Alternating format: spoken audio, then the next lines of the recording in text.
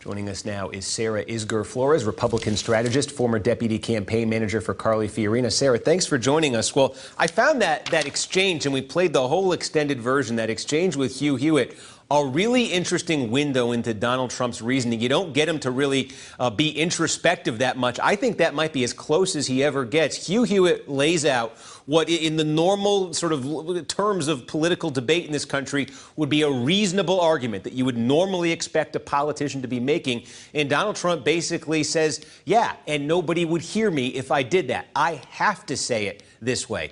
Do you think there's something to that from a strategic standpoint? Is he accomplishing something by talking this way? No question. And we saw it work extraordinarily well in the primaries. He got $2 billion in earned media. He won the primaries. The question on everyone's mind, and what I think the ongoing argument is, does that strategy, the all press is good press strategy, work in a general? What we're seeing right now is that it keeps you in the game, but it's not winning.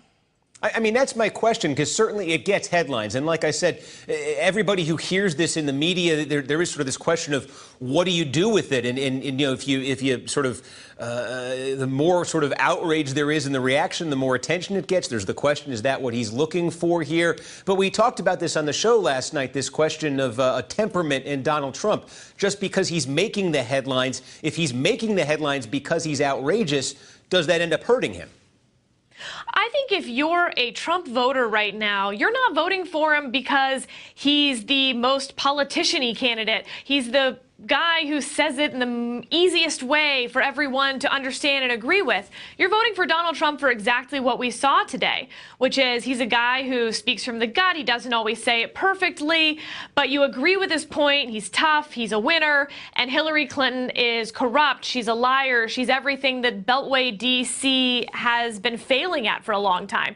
So I think for his core following, there's no question that this strategy not only wins, but a day like today where all the media talks about is what Donald Trump said about ISIS, pointing out the president's failures, Hillary Clinton's failures. That's a win for Trump. The question is, does that help expand his base? That has yet to be seen. Yeah, what's your sense on that, though? If you're looking at this campaign, because that's been the question all along since he emerged from the Republican primaries. He's basically trailed since he became the presumptive nominee. A couple polls briefly put him ahead, but he's had that challenge you're talking about. Take that hardcore base, expand it. Does this help or does this hurt?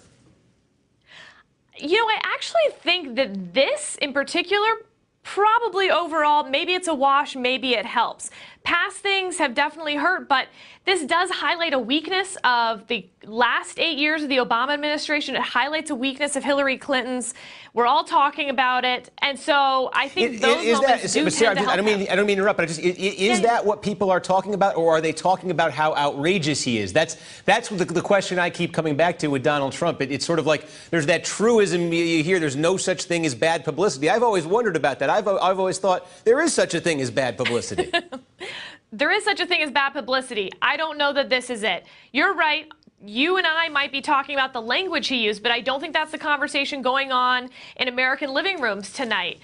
The Trump voters that I know are talking about how he's highlighted the failures of this administration.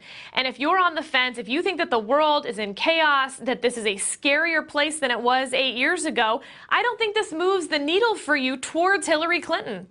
All right, let me ask you a bigger picture question, just from the standpoint of a Republican here, because I've seen this not necessarily today. I think a lot of Republicans, and you heard it from Hugh Hewitt there in the interview, they knew how to take what Donald Trump said and sort of translate it into a more politically acceptable argument. But we saw it earlier this week with Donald Trump and that Second Amendment comment in North Carolina. Republicans had the instinct to defend him, but you could see didn't know how to. And I must have heard 3 or 4 different explanations from Republicans who wanted to defend Donald Trump, but they didn't quite know how to interpret what he said. What's the specific challenge you face as a Republican when he makes comments like this that are they're blunt and ambiguous at the same time?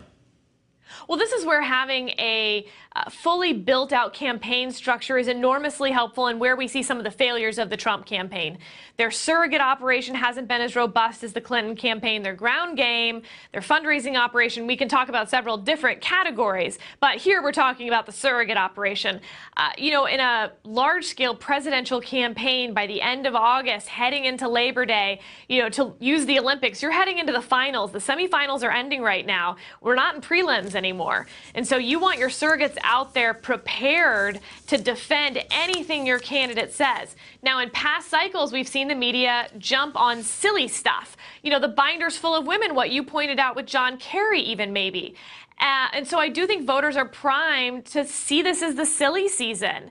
And a lot of the well, he didn't phrase it right doesn't resonate with voters anymore because the media cried wolf so often. So particularly for Republican voters, those things are becoming less important. At the same time, the campaign needs to start ramping up that surrogate operation heading into this, post-Labor Day, we'll call it the Olympic finals of presidential season.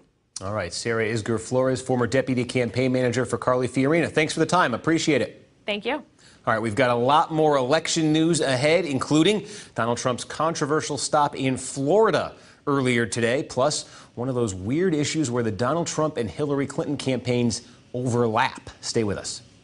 Hey there, I'm Chris Hayes from MSNBC. Thanks for watching MSNBC on YouTube. If you want to keep up to date with the videos we're putting out, you can click subscribe just below me or click over on this list to see lots of other great videos.